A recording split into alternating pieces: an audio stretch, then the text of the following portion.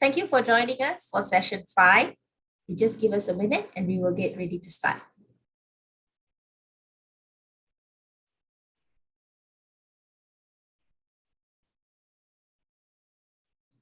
We are also going live on YouTube as well. And you can access that from the CRiT YouTube channel.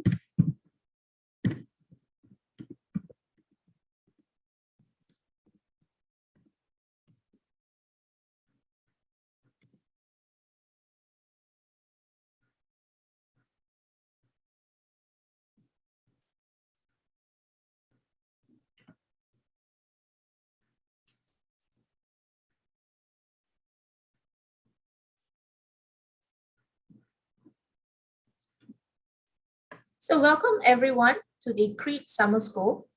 This is our second day and session 5 for the CRiT Summer School.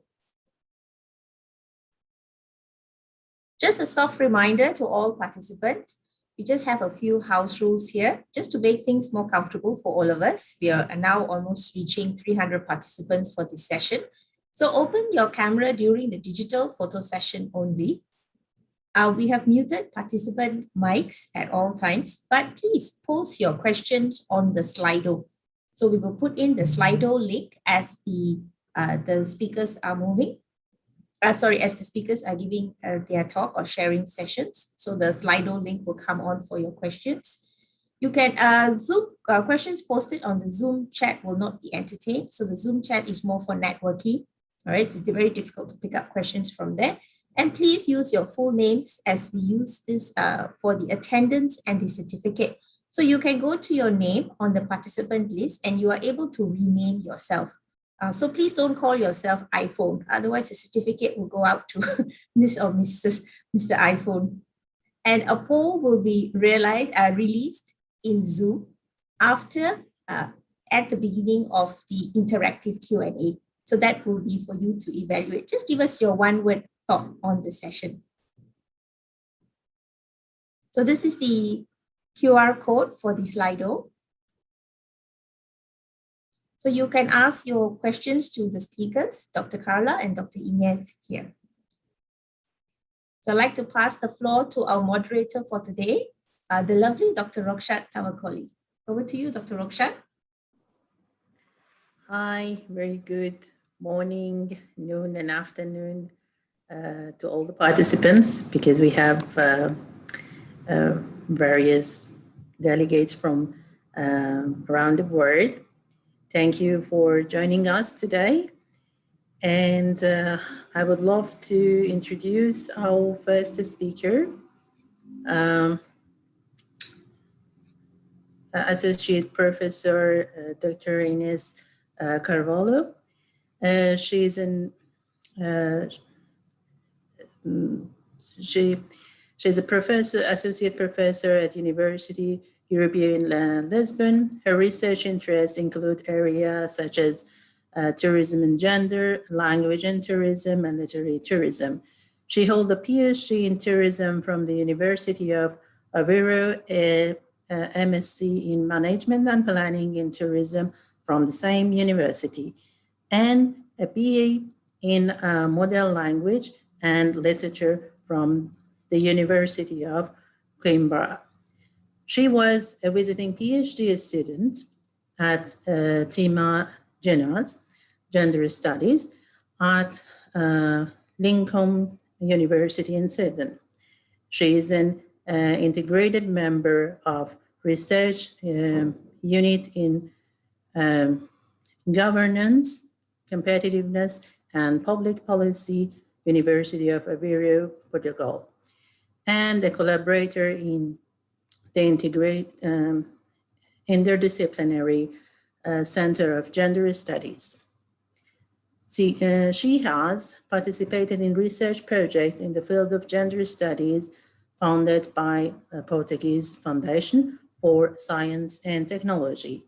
Inês has published several articles in reputed journals, including Annals of Tourism Research. Thank you for joining us, Associate Prof. Dr. Inês. So I give you the floor for your interesting presentation. Thank you very much.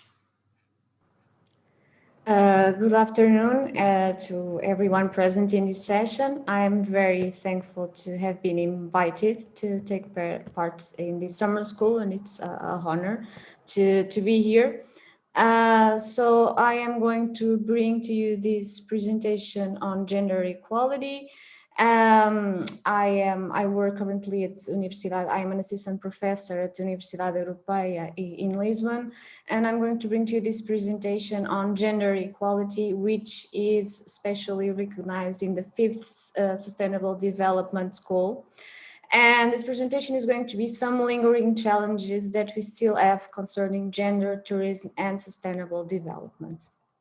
Well, according to the UNWTO, tourism can empower women because it provides them with jobs and income in small hospitality and tourism businesses. But we need to be more critical than that. Rather than simply assuming that tourism is going to bring about gender equality and empower women, we should ask ourselves the question, does tourism open doors to women? What kind of doors does it open? What kind of jobs are generated in the hospitality and tourism field, and how are women represented in this sector? So sometimes jobs in tourism are portrayed as glamorous, but are tourism jobs glamorous? Are they dream jobs, really? Because many of the, quite a significant proportion of the tourism jobs are low pay, have low status, and only require low skills. Many of the tourism jobs are also very seasonal, casual jobs, vulnerable jobs, as we have particularly now seen under the COVID pandemic. And we should also specifically ask the question whether tourism opens doors to women, and in case it opens, what kind of doors does it open? Because many of tourism jobs, many women are preferred for certain tourism jobs because these jobs require typically feminine skills. What skills are these, and is it really beneficial for women? Many tourism jobs are subject to sexual harassment, to gender pay gap and segregation. And we also have sex tourism, which is, I am not considering here necessarily not going to discuss if these are jobs or not, but this is indeed a consequence of the intersection of gender and tourism, and this is a very important reality that I'm not going to analyze in this presentation. It would deserve a presentation by itself. It's not my area of expertise, but so that we do and bear in mind the dimension of this phenomenon. There are about 250,000 sex tourists traveling every year. And about 99% of those who are forced to work in the sex industry are either women or girls. So the gender really does intersect with tourism in the area of sex tourism. But I'm going to focus on other topics here, like how tourism jobs might reinforce some gender stereotypes on topic of sexual harassment, labor segregation, gender pay gap, and discriminatory working practices. Well, Tourism might lead to the reinforcement of stereotypes because there are many areas that we consider as favorable for women and that it opens doors to women to these jobs. But these are jobs that reflect women's, what is often considered as women's inherent aptitudes, like cleaning and cooking, which are underpaid, usually underpaid jobs, undervalued jobs. So tourism might really open doors to women. Sometimes it is in these areas that reinforce stereotypes and these areas are not adequately recognized. Sometimes also tourism might reinforce the idea that women are more suitable for emotional labor or aesthetic labor. What is emotional labor? Emotional labor is related to controlling one's emotional responses in order to manipulate the client's well-being. For example, if the client is angry, being able to make the client feel happier or to show understanding for the client. So it's this, as you can see here in these drawings, it's always being with a smile on your face and being able to adapt the display of your emotions so that you can better fulfill the client's needs and make the client feel satisfied. Women are usually more perceived as suited for positions that demand this kind of emotional labor. So women are usually perceived as better for frontline positions in the tourism sector. Is this beneficial? Does this open doors to women? Well, it might open doors to women, but we really need to ask ourselves if we are relying on a stereotype to hire women for certain positions, namely these positions that require emotional labor. We might also rely on stereotypes to when we are hiring for management. And when we are hiring for management, if we are relying on stereotypes, then we are going to hire men, not women.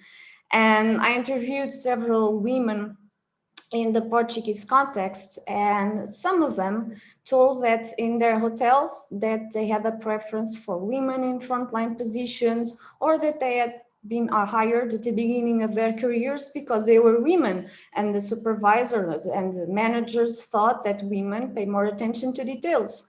But these same women that told me that in their hotels that this was the practice, they also were the ones that referred that they had more troubles than throughout their careers.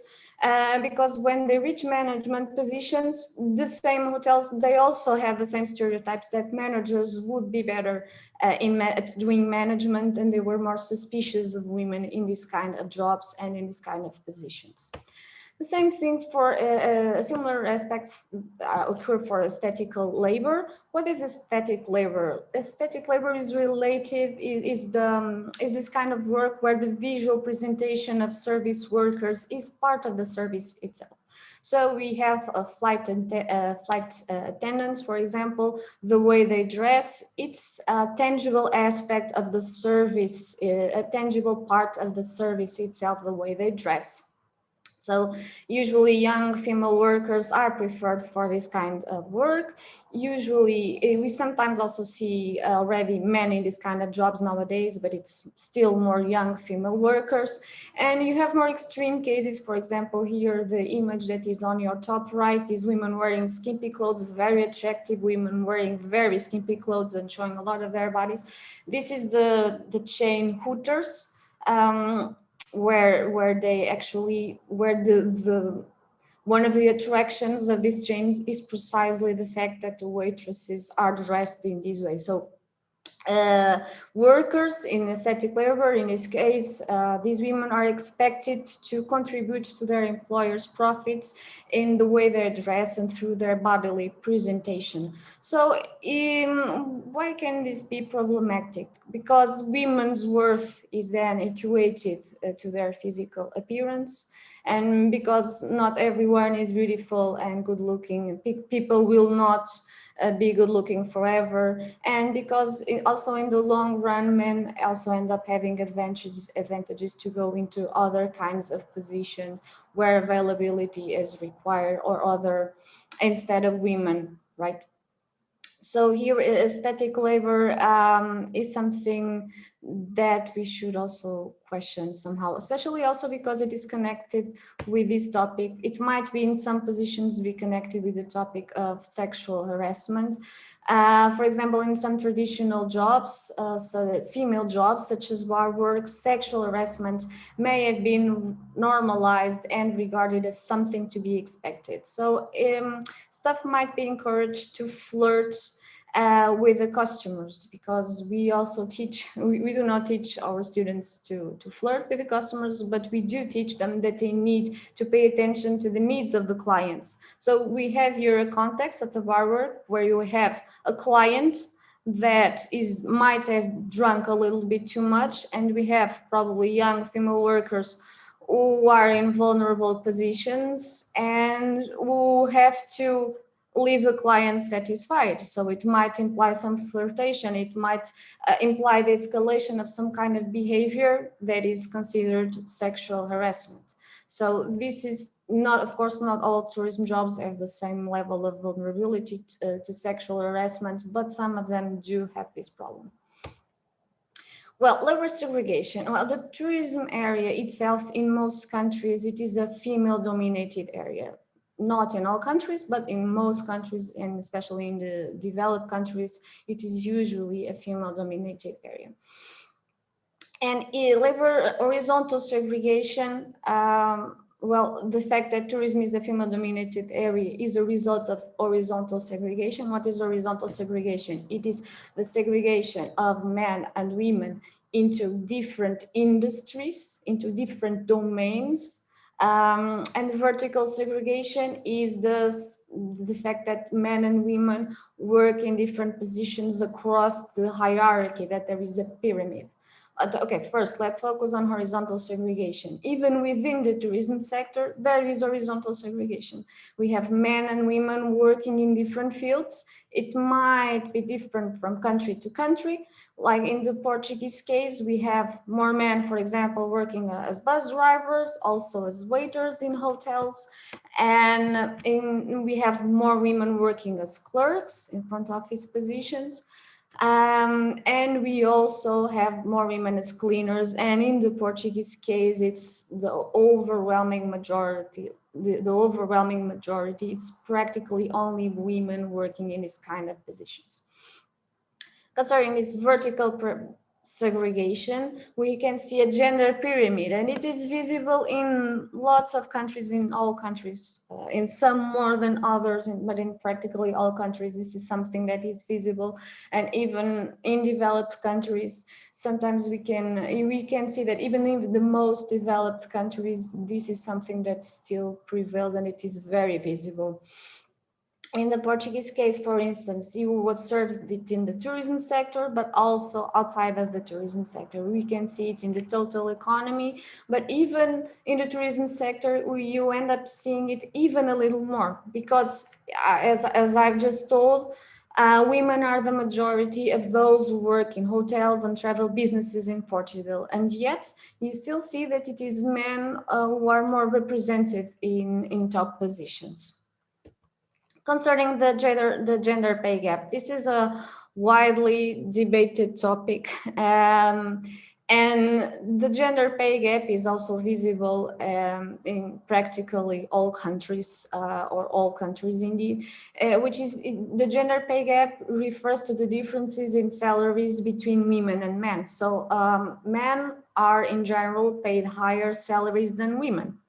So in Portugal, we can also observe this. You see that in the total economy, that this gender pay gap is around 20%. And in tourism, in hotels, it's a little bit higher. In travel businesses, it seems to be a little bit narrower. But in fact, the fact is that in travel businesses in Portugal, women who are working there are much more educated than men. Yet you can still see a gender pay gap, even though women are more educated than men. You can see that if you look at senior management, that this gap is even wider. And here in particular, in travel businesses, the gender pay gap is even wider. Well, now we might ask ourselves the question, You might ask me, Inês, but just in 2 slides before, you just told us that women are the majority of those working in cleaning positions. So this might be one of the reasons why there is this gender pay gap, because this gender pay gap is unadjusted. So maybe what explains this is the fact that men and women are working in different positions or at different levels of education. Well, first of all, in terms of education, as in the majority of developed countries, in Portugal, women are more educated than men, right? This is not very visible less visible in the hotel sector, but in travel businesses, this is very clear. So what I did to analyze this, and this kind of studies have been replicated in many countries and in many contexts, and the results tend also to be similar. So here I'm giving you the Portuguese example because this is the one that I'm most familiar with, but this is also visible in lots of other countries. So during this Oaxaca blender decomposition, I was able to find out which part of the pay gap can be explained by the fact that men and women have different levels of education, or by the fact that they are working in different jobs or in different hierarchical positions, or to what extent does age explain their gender pay gap, this gender pay gap. So I did this analysis, and I concluded that in fact half of the pay gap was explained by the fact that by these variables, but 48% of the pay gap could not be explained by these variables. So what does this suggest? This suggests that half of the pay gap might be due to discrimination, and this might be due to discrimination. And it's not because women are paid less than men, it's because men receive more than women, because men are paid premium and they are paid more and extra. This is what the results suggest, and this is also in line with what is observed in other studies.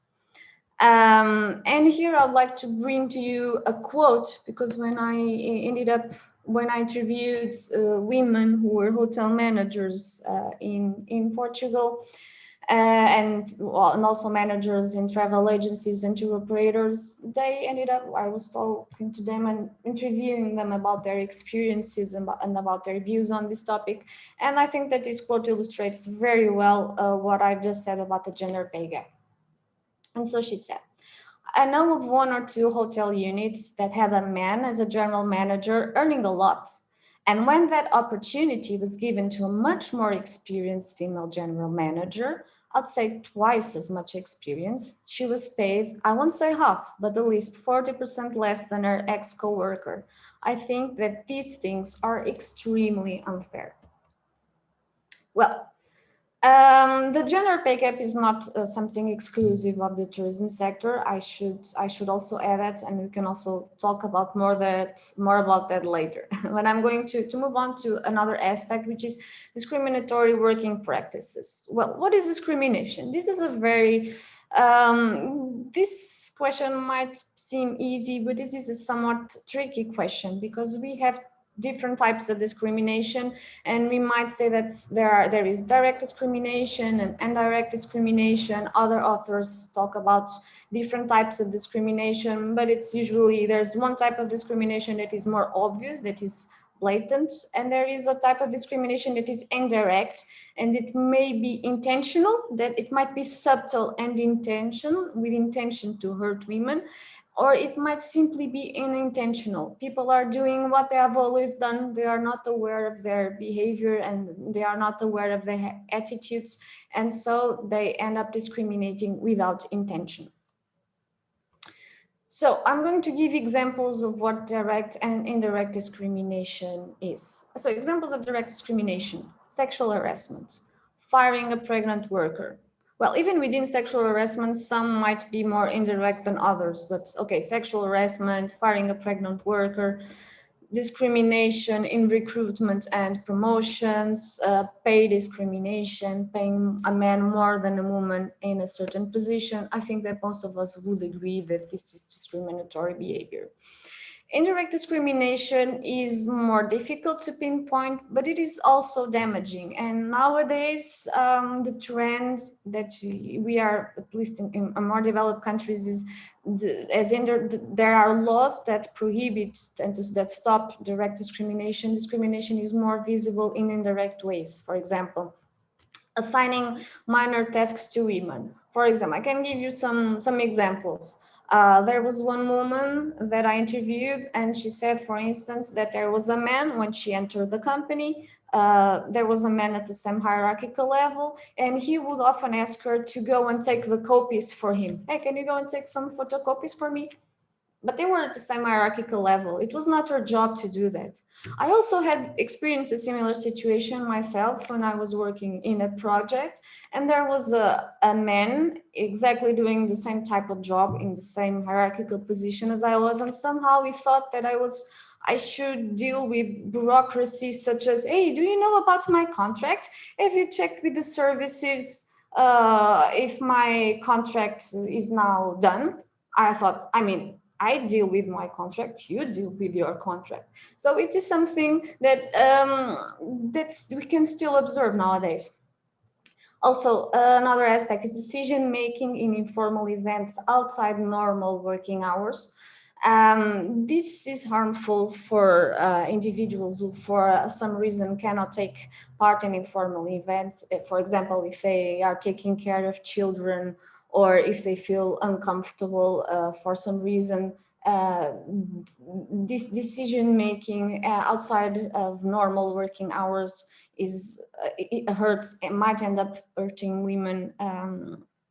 For example, if men go and play golf, or they go to a bar for drinks and end up deciding things there, these might end up putting women in weaker positions, probably because they are not invited to go there, or if they might be invited to go there and they might not go because they have other responsibilities. I'm not saying, by the way, that men don't have these responsibilities at home, but I'm saying in a context where women are still the ones who have these responsibilities, family responsibilities, making decisions in this kind of informal events is going to further discriminate them, so to speak. So this kind of decision making in these informal events is something that might be considered as indirect discrimination. Also, refusal to follow women's orders. Sometimes it's the subordinates, the employees who are more resistant to follow the orders when it's a woman that is in a leading position. Sexist jokes, for example, or remarks about traditional gender roles. And I'm going to illustrate this with a quote from one of my interviewees because I think it's amazing. So she was talking about a situation at the beginning of her career. She said that nowadays she has proved her competence and that she does not feel this as much. So she says, the jokes are always, Maria wears trousers, or you don't even seem like a woman. Availability for this? Are you sure? If I were a man, they would even question it, or I think it's better if you talk to your husband first. So this kind of remarks, these end up not generating a positive environment for a woman that is doing her best to have a career in a certain position. Well, the results of this is that indirect discrimination is not regarded as real discrimination. And several studies have observed this, and I've also concluded this with my interviewees, that even though they did not like these kind of behaviors, they considered that it was just like this. This is the culture. This is how things work. We just have to deal with it, right? So this is still the attitude, a certain attitude of lack of awareness and accepting things as they are. So I know I'm deviating my examples to my study on women in management, but I think this is, of course, the area that I feel most comfortable with and where I can provide the most interesting examples. What I observed from these women that I interviewed in the tourism field that have management positions, what I concluded from what they told me about working in tourism and being a woman manager in the tourism field was that they felt that in general, that there was this incompatibility of women with the notion of the ideal worker. What do I mean by this? So we see the ideal worker as someone who is available 24/7, someone who is constantly available and constantly there for the company.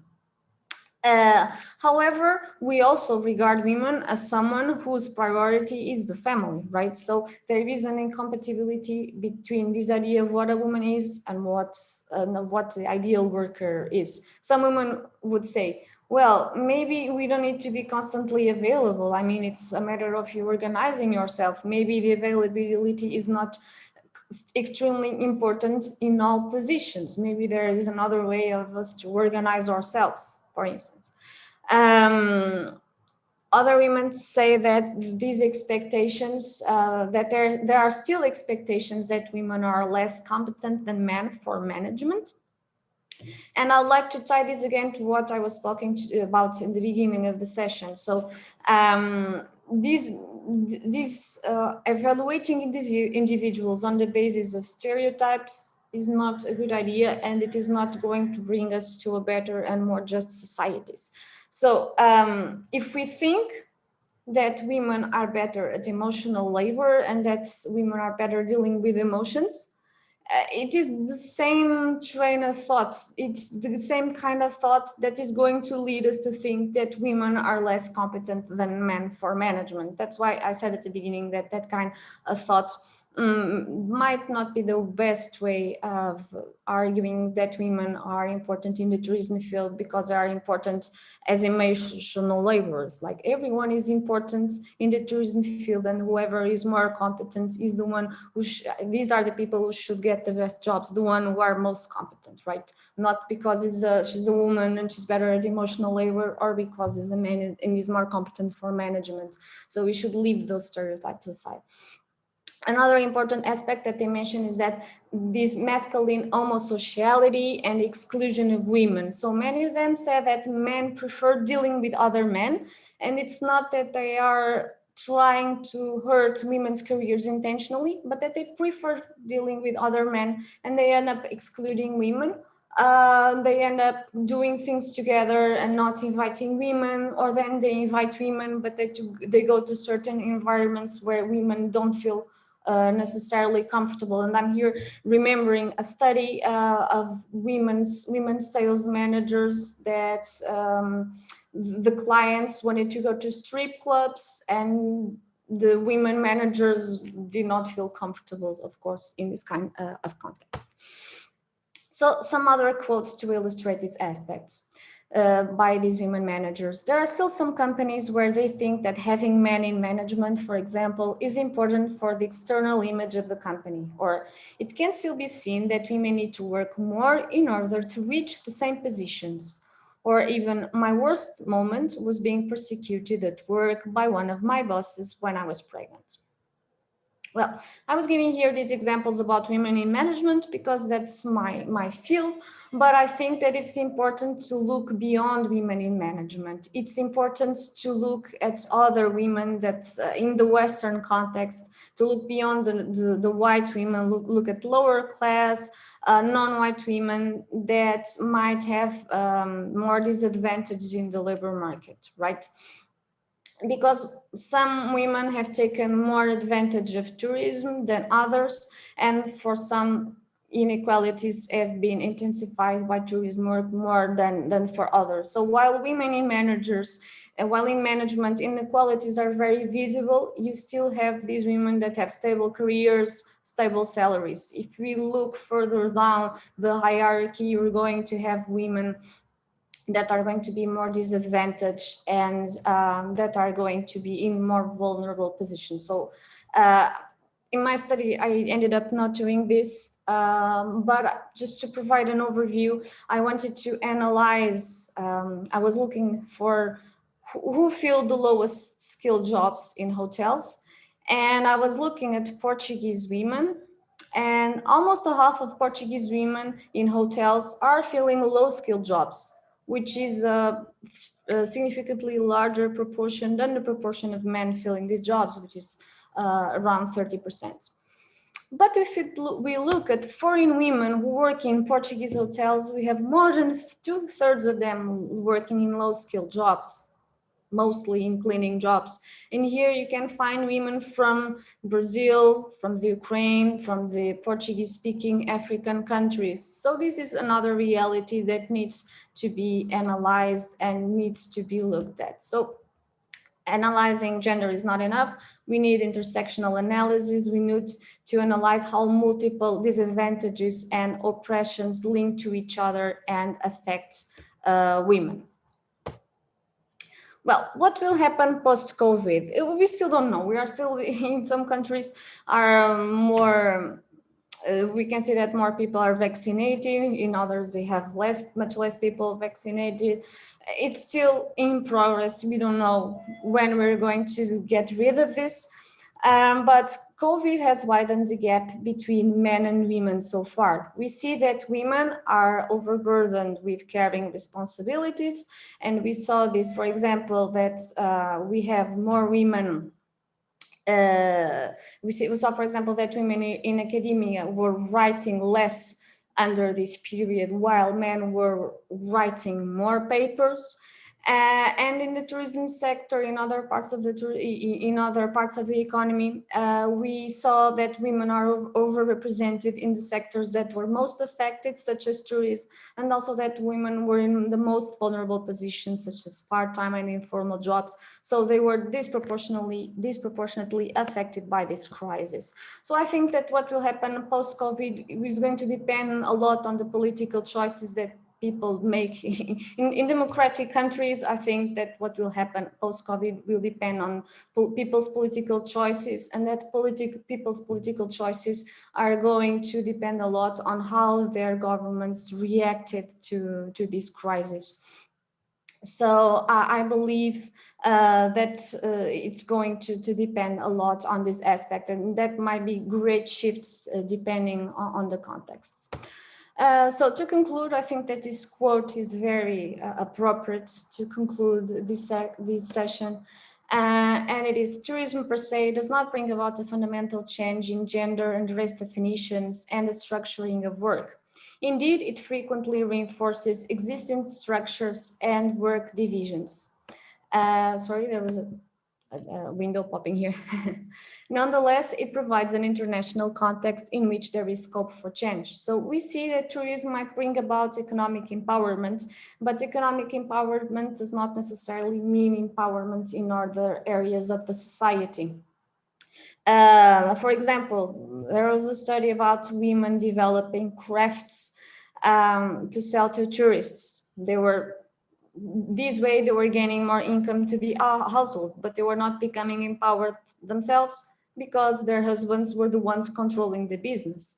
On the other hand, you might see situations where women become more economically empowered, and by having more income and more money, they are really able to get more involved in the decisions that are made in the households and in the community. And if you also like me to ask more situations about the Portuguese context, especially, I'll be very happy to answer, because it's a country where the economic empowerment is something that has influenced the empowerment in general of women in the society. But it's not because there was a strong belief in gender equality at first, but it's because women needed to work to gain more income. And then very slowly, we're still in the process, but it ended up also leading to some level of empowerment. But we need to be critical and not assume that tourism jobs are going to equal immediately more empowered women. So thank you very much for your attention. And I am, if you want to ask me questions later, I will be glad to answer your questions. Thank you very much, Dr. Inês, for your insightful presentation.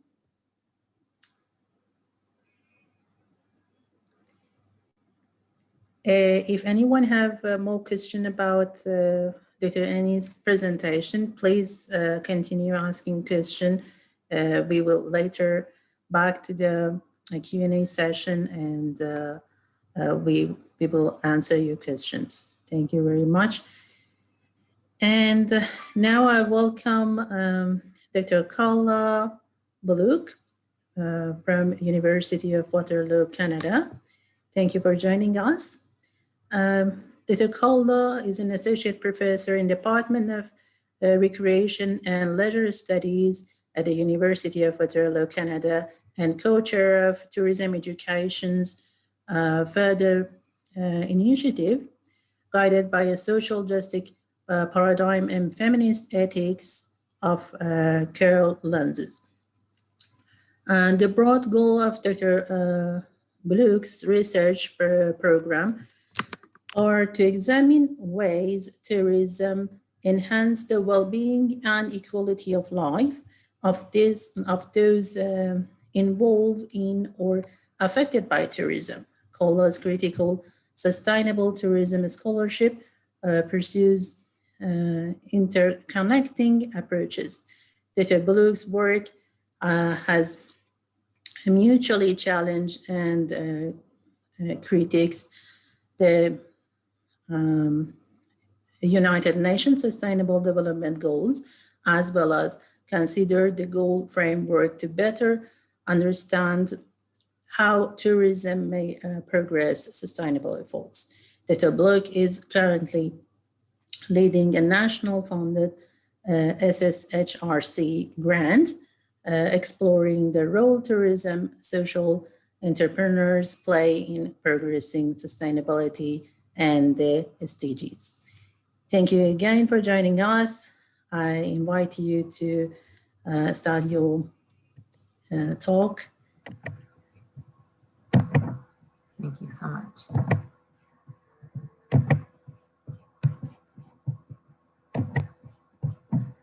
Okay, thank you so much for that.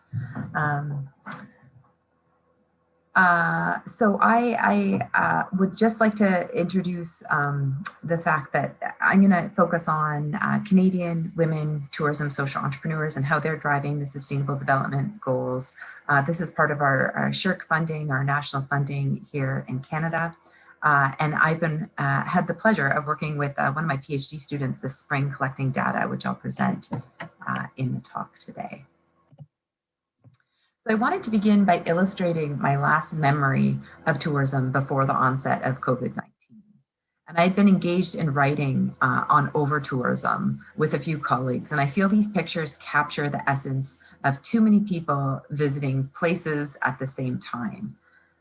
As captured in the top left photo, this is Niagara Falls, just down the road from where I'm talking to you now. And the bottom left is the quintessential Trevi Fountain in Rome. And the bottom right is the consequence or the outcome of some of the local people's resentment that maybe transpire as a consequence of over-tourism. And so the tourism literature is saturated with scholarship suggesting that the halt to tourism over the last couple of years has given us the need and has given us the much needed time to think and rethink about how we may reimagine or reset tourism, given all the problematic impacts that tourism has generated to the environment, to places and peoples who are impacted by mass tourism. But what these illustrations of over-tourism reveal are the obvious and conspicuous impacts generated by tourism. And one aspect that has received less attention is gender equity. And in 2017, the editors of the Journal of Sustainable Tourism, Bramwell et al., carried out a 25-year review of the literature published in the Journal of Sustainable Tourism. And the authors revealed that the SDGs were significantly underserviced in the publications in JOST. They honed maybe about 5 SDGs that had been discussed or given some attention, some thinking time in JOST, but most of them were underserviced. And so in 2019, Karla, sorry, yes? Your slide is not moving. That's okay, I'm still on this slide. So thank you for that though. So in 2019, a few of us thought it was incumbent that we create the inaugural special issue on tourism and the SDGs. And basically our impetus was to try to generate some attention of most of the SDGs that were underserviced, and figure out how tourism can be positioned as a catalyst to contribute to the SDGs.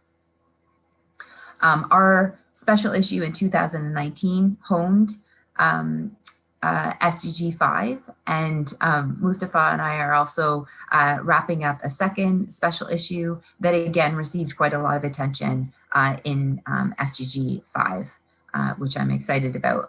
This special issue that we've been working on is focused on deepening our understanding of the SDGs in tourism. And so while the idea of reimagining a better industry offers hope, it also takes a lot of work. And this is problematic given that capitalist markets are looking to rebound after this long pause in tourism. And, many of us fear that sustainability may be somewhat tangential, as many of our governments and businesses are looking to rebound after this long pause in tourism, and this is problematic. And this is why it's so important for tourism producers to ask important and critical questions about how we can make responsible decisions in light of sustainability issues.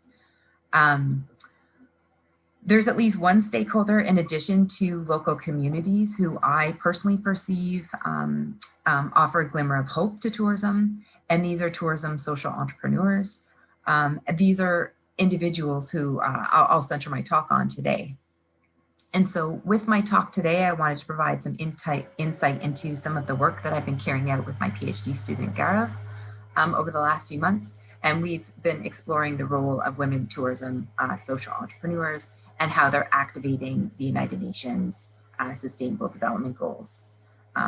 Our work is framed by an ethics of care as a philosophical approach, and this hasn't been adopted in much depth in the academic literature.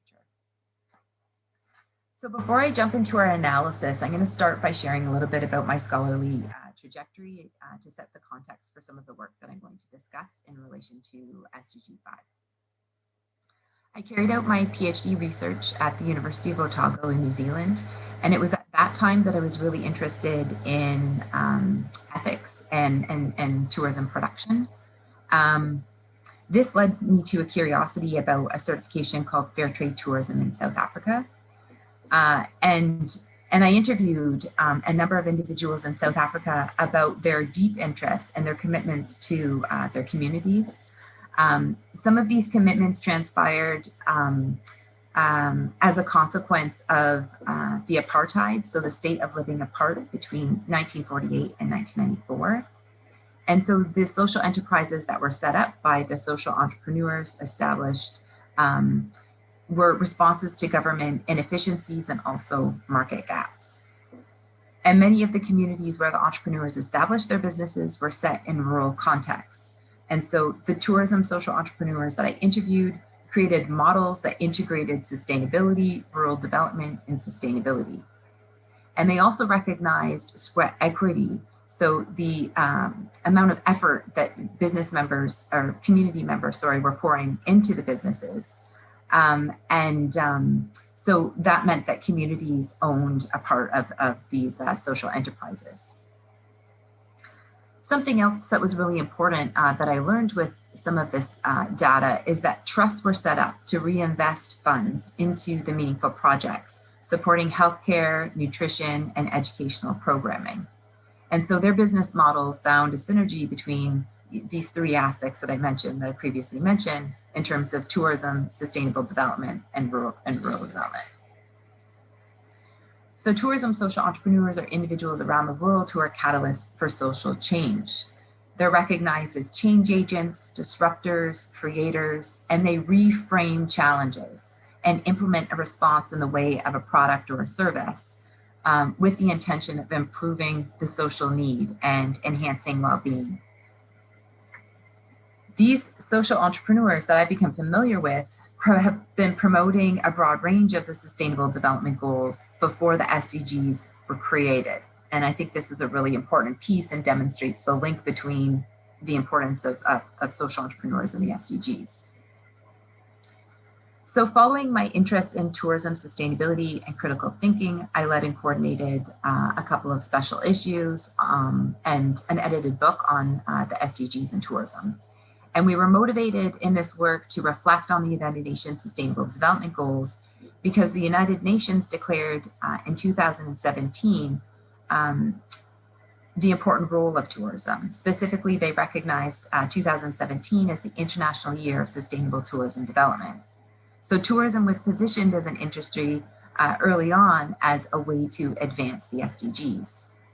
And in 2019, with our special issue, we suggested that if we activate our ability to critically reflect, we should be able to see the problems that exist in the world and then intervene.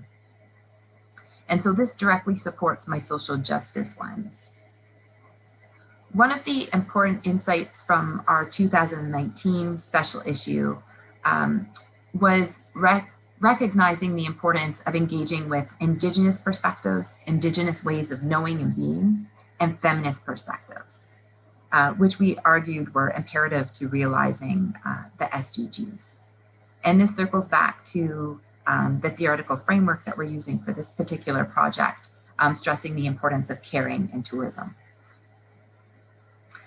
In 2017, my husband and I decided to expand our family.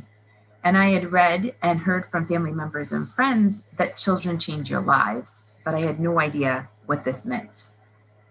And so when I went on parental leave, I realized that some people had the perspective, some of my colleagues had the perspective that I was going on holiday, that I could still be contacted for work-related activities.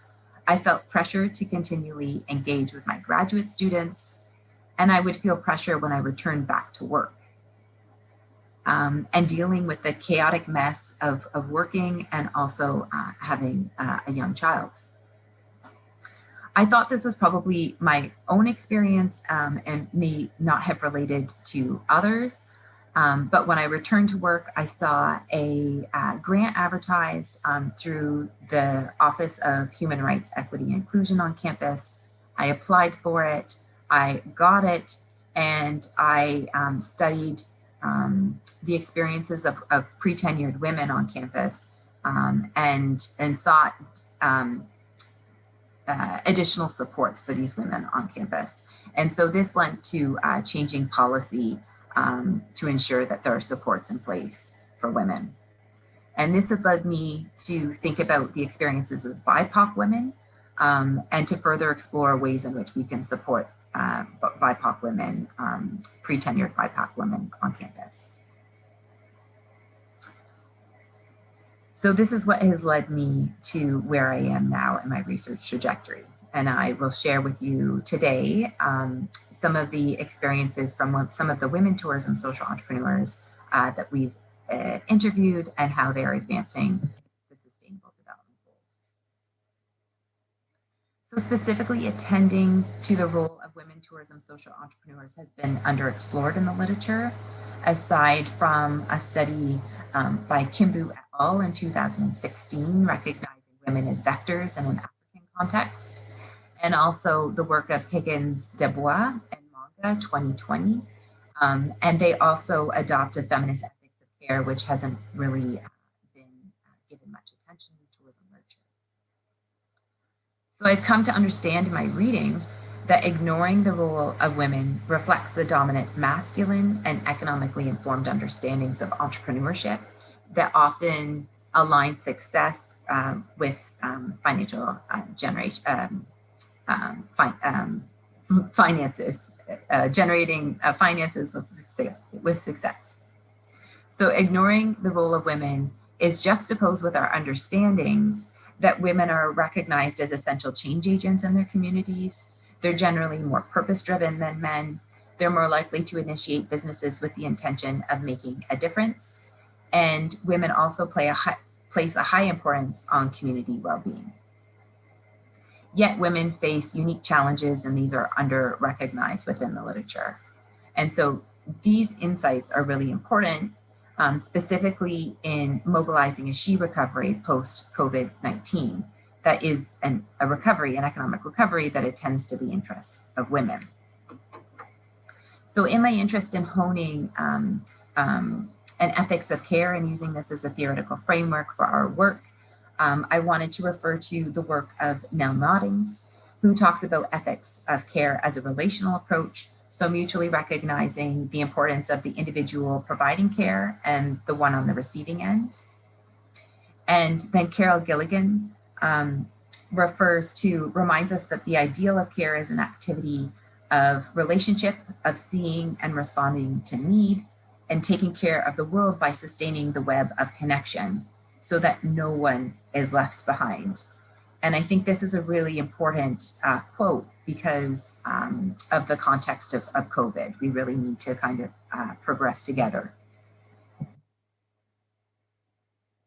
So before sharing some of our data, I want to initially share the 2021 SDG country index score from 2021 to illustrate how Canada fares against the top 5 countries. So it's probably no surprise that the Scandic countries finish on top here in the top 3 positions. This is an assessment, this index is an assessment of each country's overall performance on the 17 SDGs, giving equal weight to each of the 17 SDGs. And so the score signifies a country's position between the worst possible outcome, which would be 0, and the best possible outcome, which would be 100. And so you can see here that Canada is listed as 21. We score 79.2. Malaysia, just for context, is almost in the middle, scoring a little bit better at number 65, scoring 70.9. And then the last finishers on the list, placing 164th and 165th, are South Sudan and Central African Republic, with scores of 38.9 and 38.3. The report goes on to illustrate how countries and regions are performing against each of the SDGs, and they use this traffic light rating. So green demonstrates that the goal is achieved by the country. Yellow is that challenges still remain. Auburn represents that there's significant challenges still remaining. And then red is major challenges.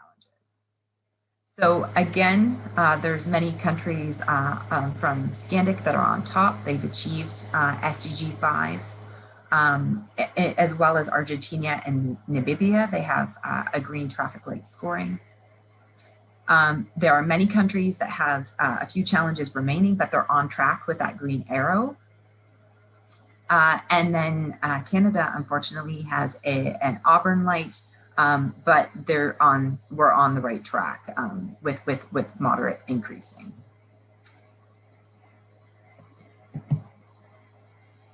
So our project was motivated by recognizing the gaps in the literature focused on women, tourism, social entrepreneurs, understanding how women lead with the intentions to contribute to the betterment of their communities, and also recognizing the limited research on tourism social entrepreneurs in a Canadian context. Oftentimes, research on social entrepreneurship takes place in developing contexts. So we carried out 16 semi-structured interviews, mainly with restaurant owners, cafe owners, and chefs. And the intention of the project is to examine the role of women tourism social entrepreneurs in progressing the United Nations Sustainable Development Goals, with the intention of understanding any kind of barriers that exist that they may face. So this may be gender barriers or otherwise, and how this may have accentuated as a consequence of COVID-19. And we employed strategies of grounded theory in our analysis. We interviewed women across Canada, and we honed examples in Ontario, British Columbia, and also Edmonton.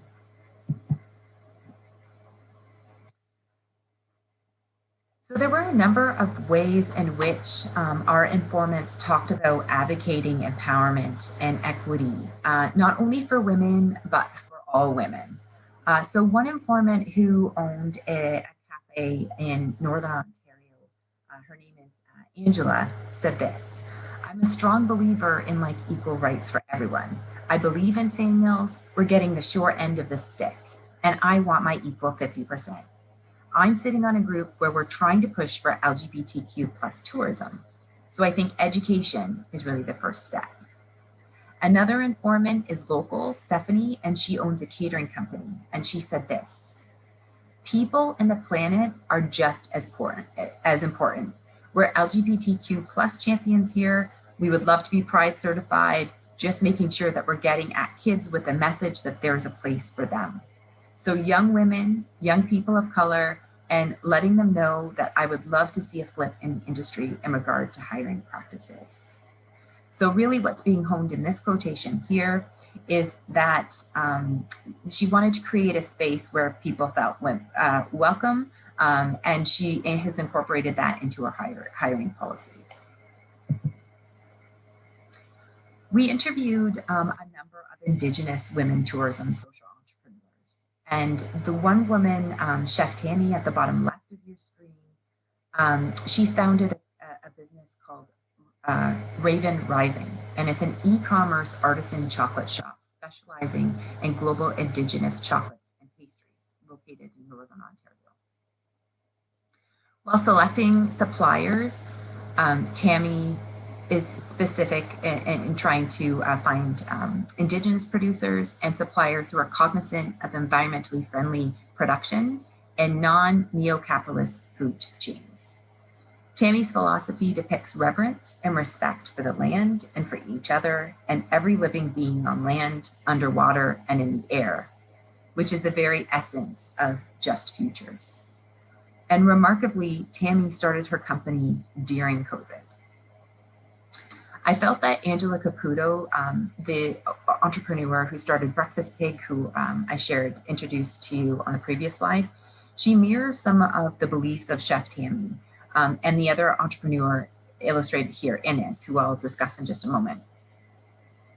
Ange partnered with a local farm called Sunny Nook Farms, and she practices farm to fork. Since the onset of COVID-19, she started making food deliveries to over 200 disadvantaged families in her community. She did this out of her own pocket. And she did this for 4 months. And what was fascinating is that the wider community started to recognize the work that she had done. The impetus for this programming was to not only provide nourishment to children within the community, but also keep their eyes on these children to make sure that they were safe during COVID. And what started happening is that other people within the community, other community members started sending Ange checks. They were responding to this amazing program that she had initiated, and they wanted to ensure that it was going to be sustainable over the long term. So they were providing financial backing to ensure it was sustained. And then a local bank in the community heard about the program that she had initiated. And what they did is they surprised her with the refurbishment of a patio so that she could ensure she could follow COVID protocols for those sitting on her patio. Another Indigenous entrepreneur I wanted to introduce you to is the founder, Inês Cook, who's the founder of Salmon and Bannock, the only Indigenous owned and operated restaurant in Vancouver, BC. Inês, like many other of the entrepreneurs we interviewed, was adversely affected by the onset of COVID. Her sales went way down, and she had no idea how she was going to keep her business afloat. In our interview, Inês reflected on the network she had become a part of, a couple of networks. One was an Indigenous focus group, and the other was a women's entrepreneurship network. And she said this: "When I had my really dark days, somebody from the CEO network gifted me a very large sum of money and said, when I was back up and running, when I was back up on my feet, just pay it forward." Even before COVID started, Inês was really focused on compostable packaging and producing raw materials that were produced by, or supporting raw materials that were produced by other Indigenous producers. And she was really focused on local products and selecting free-range eggs and organic products and quality ingredients. And she's also a strong advocate of supporting and caring for marine wildlife while running her restaurant. Before I move on to my conclusion, I wanted to share a couple of examples of women we interviewed who really honed and emphasized good health and well-being for themselves and for others. And this was important to many of the entrepreneurs running restaurants and cafes. Chef Tara, illustrated on the left hand of your screen, was the founder of a Origin Bakery, which is focused on 100% gluten-free products in Victoria, BC.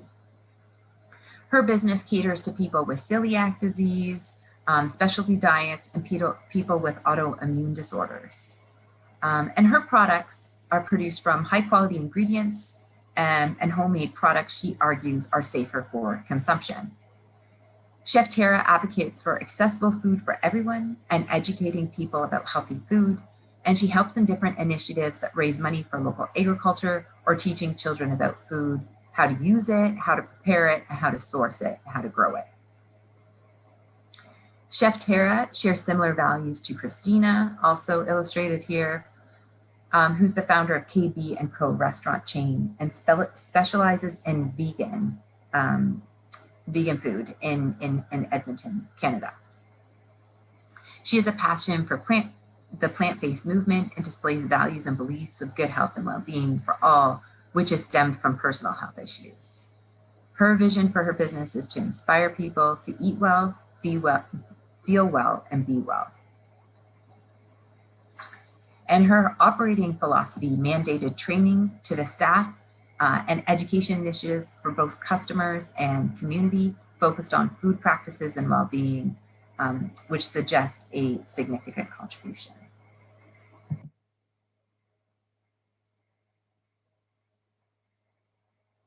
In this slide, we wanted to capture an array of SDGs our informants are progressing through their work. So this is important given the fact that I mentioned previously in the 2017 review of literature published in the Journal of Sustainable Tourism, most of the SDGs have received limited attention in the literature. I particularly wanted to point out SDG 4, quality education, 5, gender equality, 10, reduce inequality, and 17, partnerships to achieve the goals, as they're honed by our informants.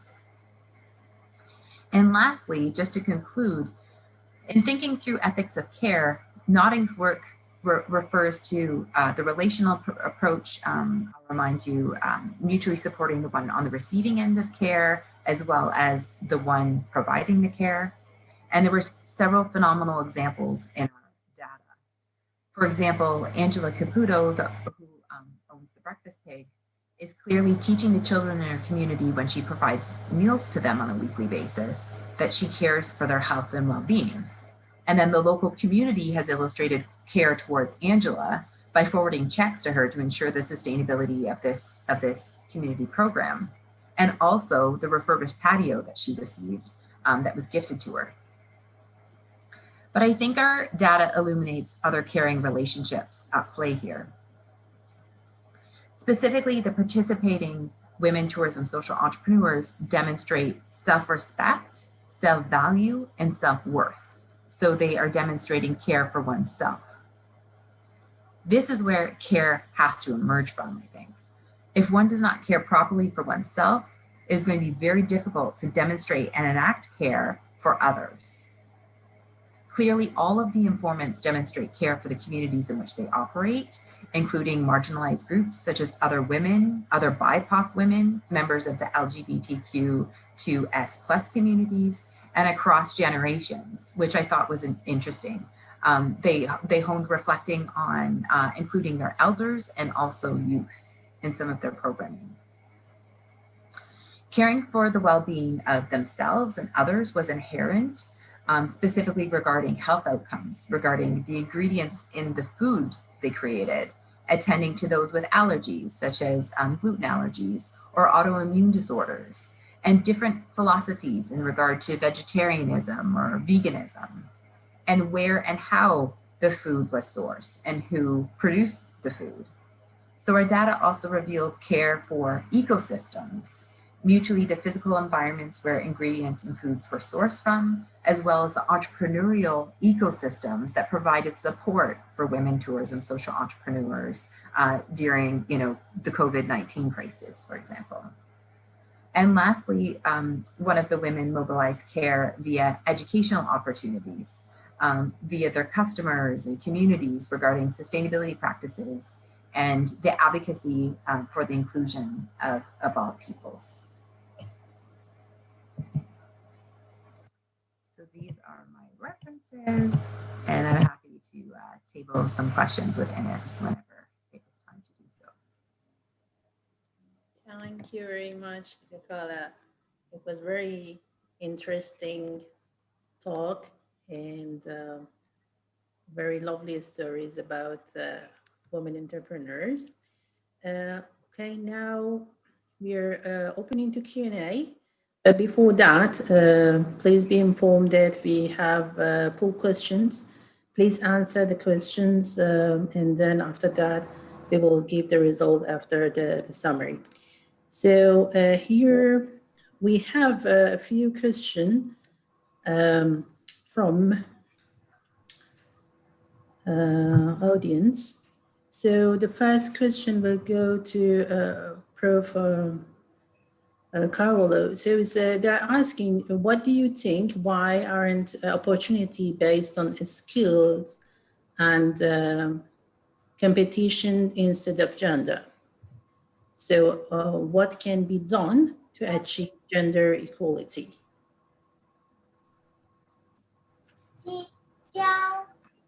That question is for me? It's for Inês. Oh, Inês. Yeah, that sounds like an Inês question. So I understood that you said Karla. So the question is, why is the opportunity based on gender and not on skills? Yeah. Well, opportunities are also based on skills. Of course, we cannot, skills are not completely denied nowadays. Of course, people have their degrees, and when people study or have certain skills, this is going to improve their employment opportunities regardless of whether they are men or women.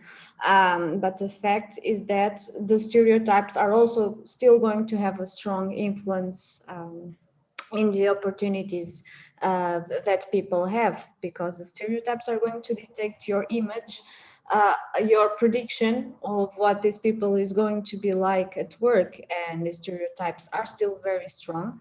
In some countries, these stereotypes are becoming less strong. I think that we can say that this is the case. This is the case of Portugal, although Portugal is not an example in terms of gender equality.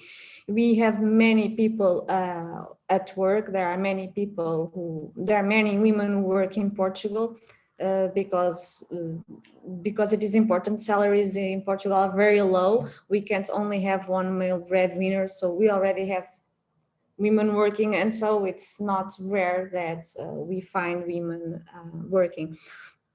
But stereotypes take a long time to erode because mentalities take a long time to change, and it is important that there is education, that people are more educated so that we can overcome this situation. It's important that people become increasingly aware, that people speak up when they find unjust situations, I would say.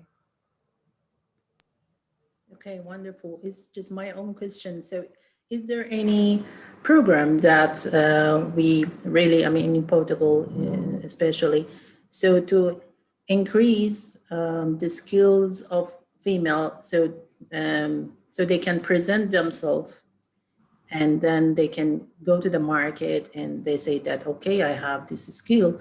So, and then they are like competitive with the male parties. Okay, that is a great question. Thank you so much. In Portugal, women are already more skilled than men. in the tourism sector. Women are the majority of those who complete degrees in the tourism field. So the problem is not lack of skills. I know that in some countries there is a gap in education and men get more opportunities, not only because of stereotypes, but because they are the ones who have more access to formal education. But in Portugal, we have had the opposite situation since the 80s. It's been a really long time that women are already more skilled than men, not in all areas. Men more in the engineering fields, women more in the social fields, for instance. But in the tourism field, women are more qualified than men. They are the majority of those pursuing tourism degrees, yet you have more men filling management positions. So it's definitely not because of a lack of skills. It's more because of other things that I was talking about, this idea that men might be more competent, that men, if men have children, they're going to have a wife that's going to take care of them, so they will be more available. It's more these things that are behind the fact that we have more men than women in top positions. Thank you very much for your answer. So I have this question actually for both of you, but I give this question from Karla. Someone else was asking, discrimination toward people from LGBTQIA+, when it comes to discrimination, career growth, equal pay and respect, and etc. Any comments on that? So how we go in tourism? So is there any organizations working on this, especially in some countries which is the LGBTQ is not accepted? In the research that we carried out, we learned that there's a Pride certificate here in Canada to ensure, obviously, that companies, that businesses are following certain protocol and have certain policies. It seemed from one of our informants, specifically that I honed in my talk, that she really wanted to create a business where she felt as though the LGBTQ2S+ community felt comfortable in, not only as patrons, but also as employees. But I would also just note, I did a review on the tourism social entrepreneurship literature, and we recognize that this is different sexualities is one area of limited scholarship specifically in my area of tourism social entrepreneurs. So there's not much literature in this area, and so we really need to spend some more time on that. Thank you very much. I hope the person who asked the question get the answer. Thank you for your clarification. And there is one more question from Dr. Inês. Is discrimination embedded into the system and the country's policies? Like, where did it start in the beginning? So is it the discrimination policies, it's like inside the law or the policies that they have? That's also a very good question. Actually, in terms of laws, Portugal is a country that is very advanced and is even in some aspects mimicking the most developed Scandinavian countries. For instance, we have what we call a parental leave. We have a parental leave. What does it mean? It means that when couples have children, that both of them can stay at home with the children. And I'm going to quickly explain how it works. It's the first, there is a period that is mandatory for men, it's just some days. And then women have some months where they stay at home with the kid. And if they share the leave, if they decide there is a certain period of the leave, if they decide to share it, they get an extra benefit of another month. I am not saying 100% how it works, but it's something like this, that there is a benefit if couples share the leave. So it's very good because it ends up giving an incentive to men so that they start sharing and taking part in care responsibilities from the beginning, so that men are involved in children's lives from the beginning. Why is it important, and how does it affect women's careers? If we start thinking that anyone who has children can be a caretaker, we are going to stop thinking, oh, she's a woman, and because she's a woman, she can't do this job because she's going to have kids, and then she's not going to be able to do this job properly. So if both start getting more involved in child care taking, maybe in 40 years, maybe 50 years, we're going to have a more just and more gender equal society. So I think that there have been steps taken towards a more just and more gender equal society. I think the law itself is not very problematic, is not itself problematic in Portugal. The problem are the mentalities that are very hard to change. So we had a dictatorship until 1974, and until 1974, men and women were not equal by law. So women were not allowed to vote, only in certain very specific circumstances that didn't have vote in the same circumstances as men. So for instance, my parents, they were still grown in this kind of context. And of course, they tried to educate me in a different way, but also my whole generation was educated by people who were raised in a context where men and women were not equal, where many women were still homemakers, where women couldn't take the jobs that they wanted to. And things are changing.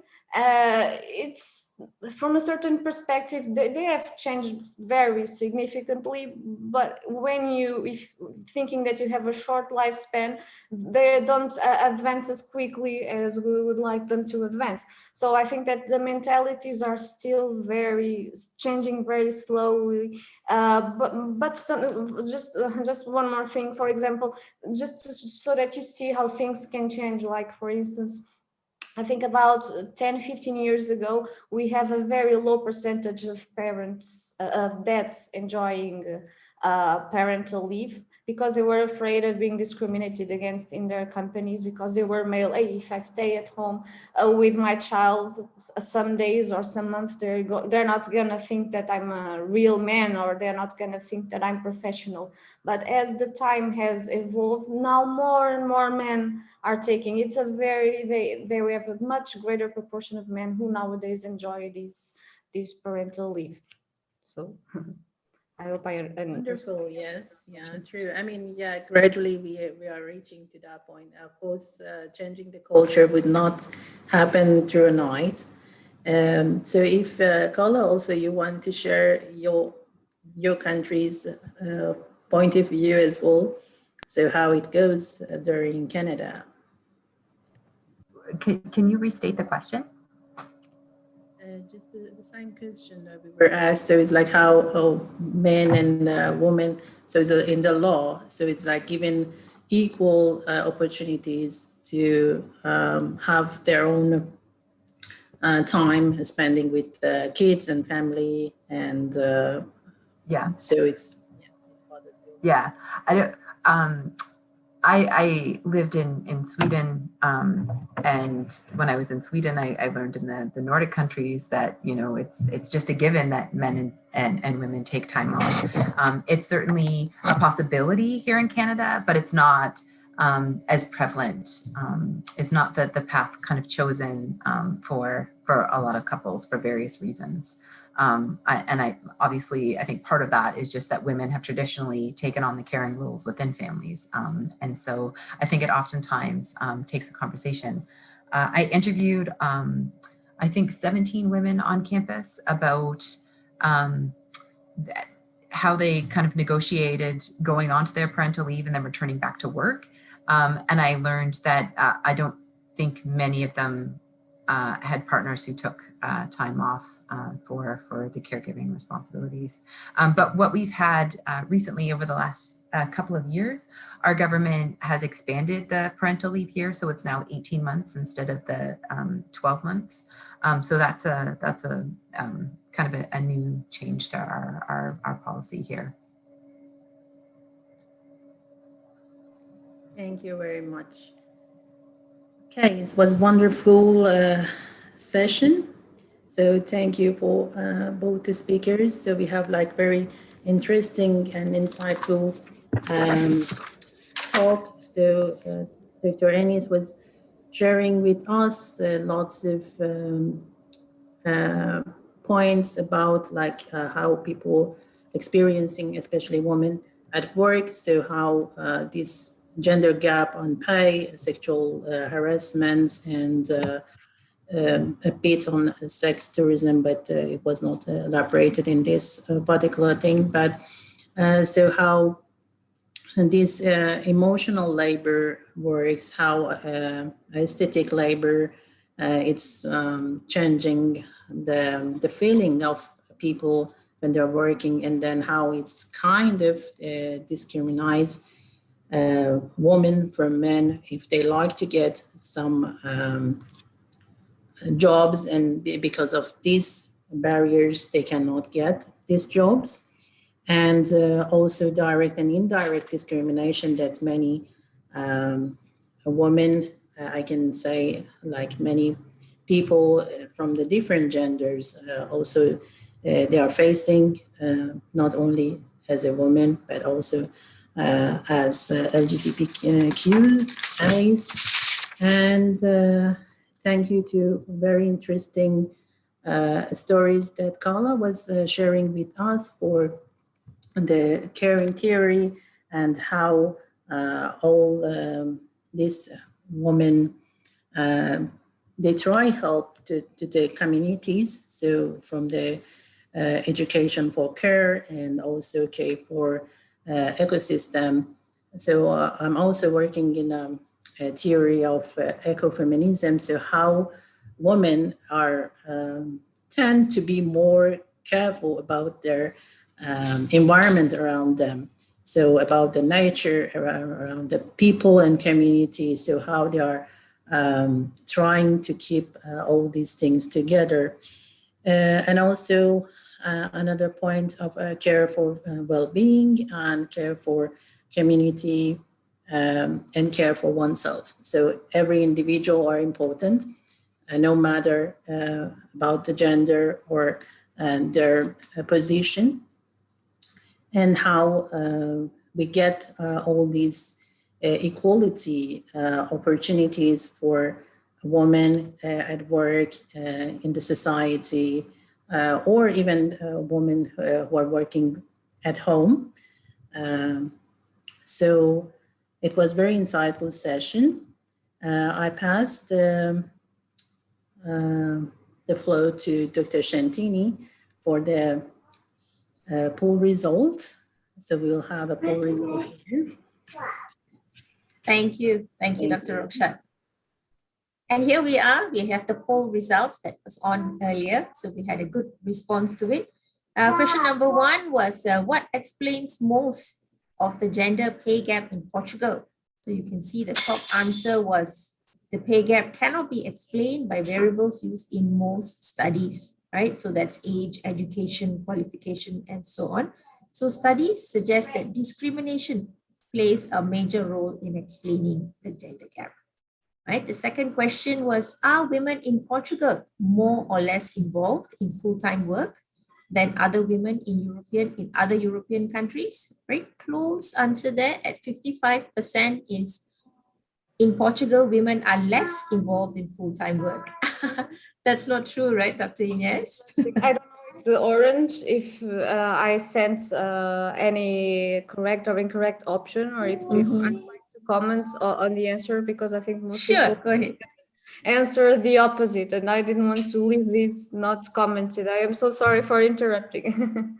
No worries, no worries. Okay, so No, actually, it's just the perception, right? So it's a perception. I didn't know if you were going to ask us afterwards, but I did not want to miss this opportunity to clarify that in Portugal, women are more likely to work full-time than in other European countries, even though there is no equality in terms of sharing tasks at home. Women still work more full-time than in other European countries because salaries are low, and so we need both men and women working, and now it has become part of the culture. Now what is normal is that both work outside of the home and that women work full-time. So it's just this. Okay, thank you. Thank you for the clarification. The third question on the tourism entrepreneurship literature reveals significant differences regarding how genders view success.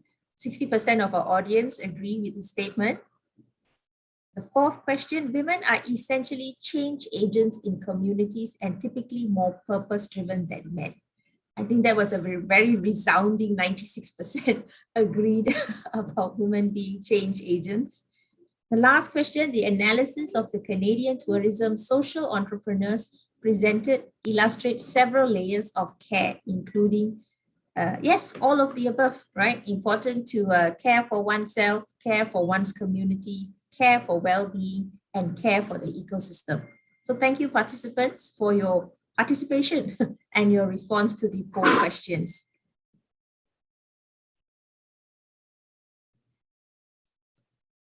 Next, I think we move on to the feedback through the word cloud using Slido. With a big thank you to our speakers, Dr. Inês Carvalho, Dr. Karla, Boluk. So participants, can you give us a one-word feedback through word cloud using Slido? So if you go on to the Slido link,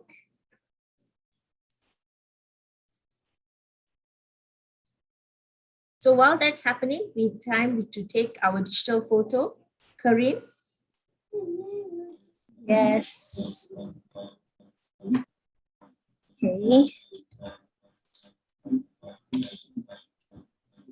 Everyone, 3, 2, 1.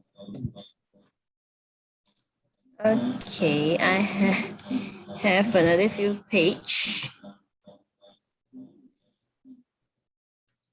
To the next one.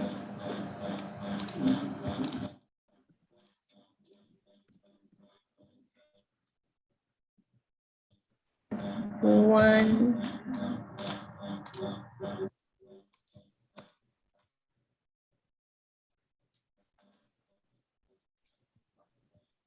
Sorry. Another one. 3, 2, 1. Okay.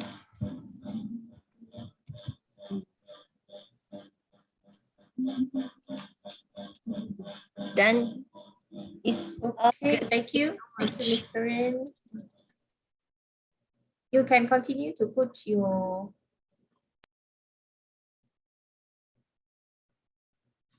feedback into the Slido.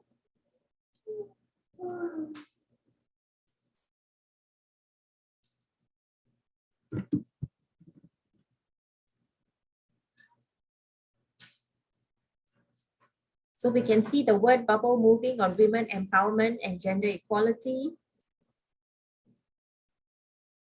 Interesting, very insightful, equality, discrimination, girl power.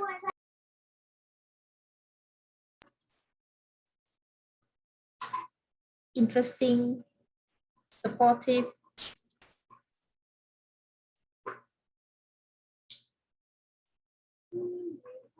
Inclusive gender.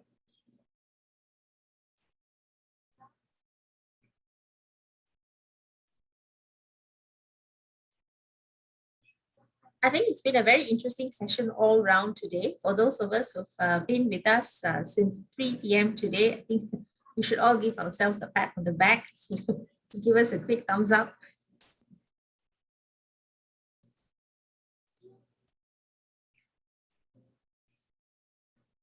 So tomorrow we begin day 3 of the CRiT Summer School. So we have 2 sessions tomorrow on hospitality and tourism, inclusive human resource management, as well as technology in hospitality and tourism. So we have speakers, Professor Tom Baum and Professor Cedar Ramachandran for inclusive human resource management. The session on technology in hospitality and tourism industry and SDGs presented by Dr. Alicia Ali and Dr. Aaron Tham. I invite Dr. Mustafa to do today's closing for us. Thank you. Just super. We finished second day, and we had over I think 350 participants until the end of the Q&A and end of this session. We had a very long day today with the 3 sessions with great speakers. I would like to thank all of them and the moderators and all people that students that help us to manage this 3 session.